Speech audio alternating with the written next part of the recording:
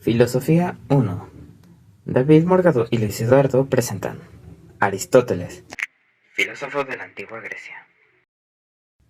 En este trabajo veremos la vida y contexto de Aristóteles, filósofo griego nacido en el 384 a.C., en Estagira, Macedonia.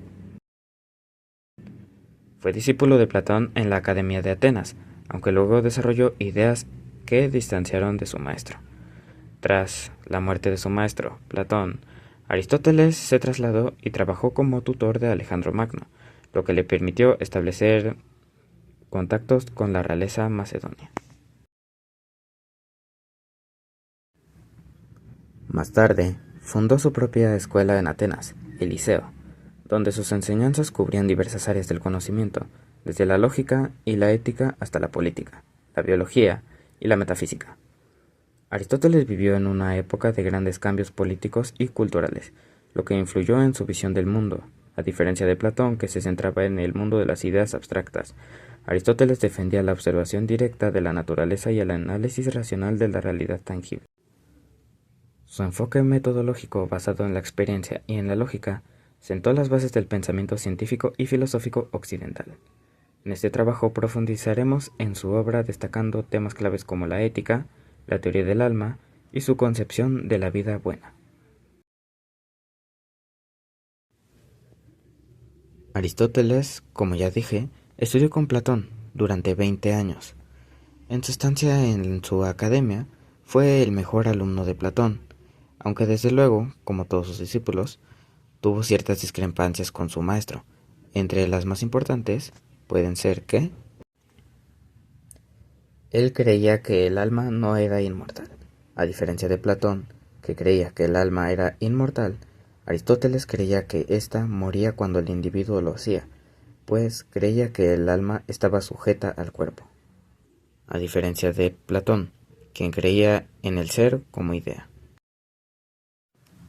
Para Aristóteles, la ética se enfocaba en el estudio de la vida buena y la felicidad, es decir, la eudaimonía. Su ética es teológica, lo que significa que busca entender el propósito o fin último de las acciones humanas según él. Todas las acciones humanas tienden hacia un fin, y el fin último es la felicidad, que se alcanza viviendo según la virtud. Coraje. El coraje para Aristóteles es la virtud que se encuentra entre la temeridad, exceso, y la cobardía, defecto. Un soldado que se lanza imprudentemente al peligro sin pensar en las consecuencias muestra temeridad, mientras que uno que huye por miedo a cualquier riesgo es cobarde.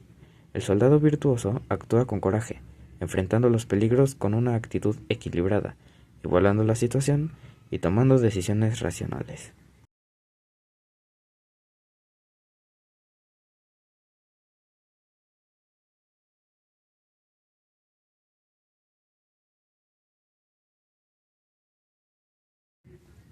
Generosidad.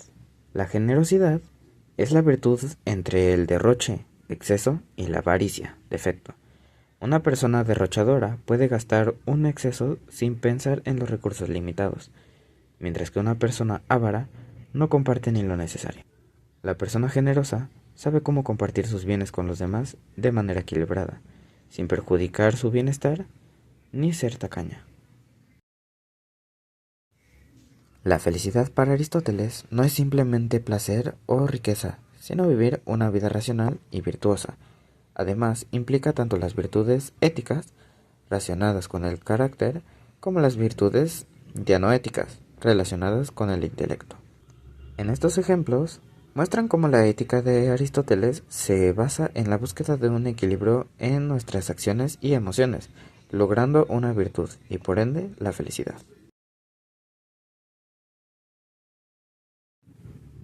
Concepto de alma para Aristóteles. 1. Alma vegetativa.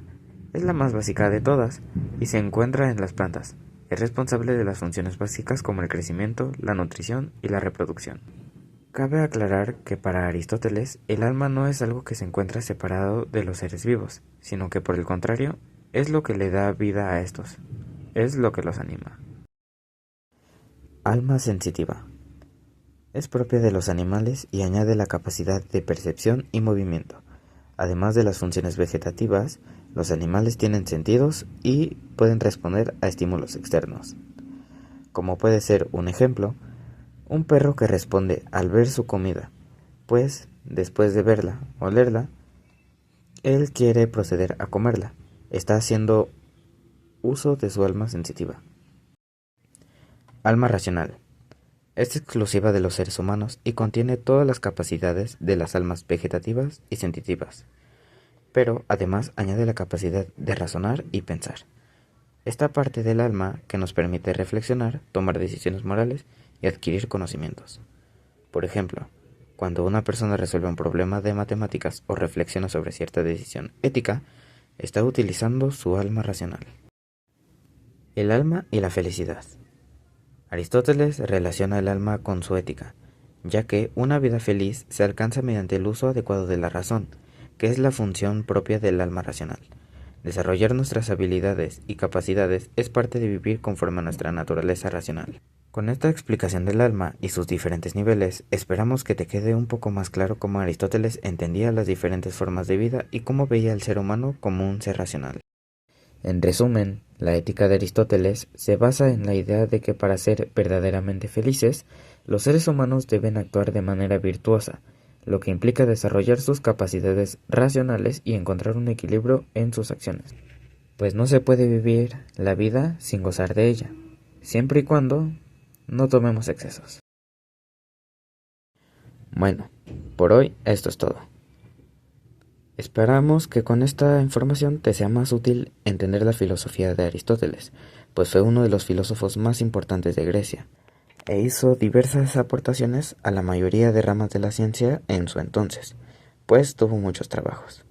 Así, sin más que decir, les deseo un feliz día o noche.